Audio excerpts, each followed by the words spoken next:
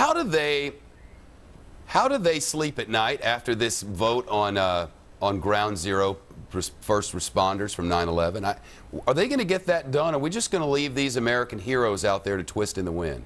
Well, it's a good question, and it's a national shame. The idea that, you know, the people who were there were the first responders after 9/11 and have had health problems as a result. And the Congress, you know, you would think if you're going to take care of all of these other things and they were going to pass these earmarks and name buildings and post offices after people, that they'd take care of some authentic American heroes. But I don't know what the deal is and whether they're going to get to that or not. Well, I just might as well, you know, we've covered this here and we've done our best to cover it and let people know that they didn't pass it and then it's all political, because it is.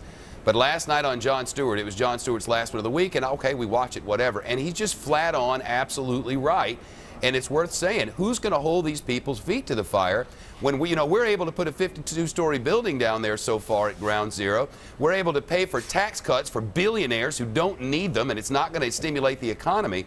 But we can't give health care to ground zero first responders who ran right into the fire, went down there to save people. Do people know what this city was like that day? People were walking over bridges. They were covered in ash. They were running for their lives. They were crying. Their family members were dead.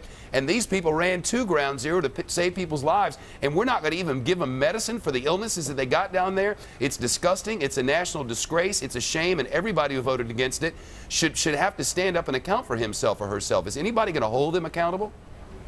I think you just did.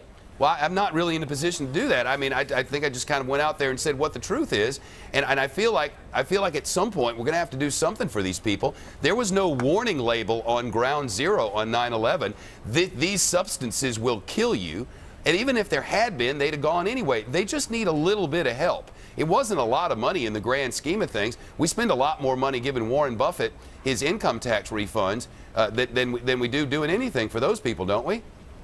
No, you're right. And the fact is that, you know, politicians never miss an opportunity to wrap themselves in the flag of 9/11 and to talk about the lessons we learned and you know, the politics of it. But when it comes to putting up, and I think most Americans who may have concerns about federal spending have no problems with the idea of spending money to help those folks out. No, I haven't seen any surveys which suggested that people thought people who went in to die for us after the attacks of 9/11 should die because they can't breathe anymore, because their hearts are failing, or because their respiratory system no longer works. They probably think we ought to give them a little help, just a little something to try to at least ease their pain, as many of them are terminal, as a couple on Jon Stewart sure were last night, with terminal cancer and no help.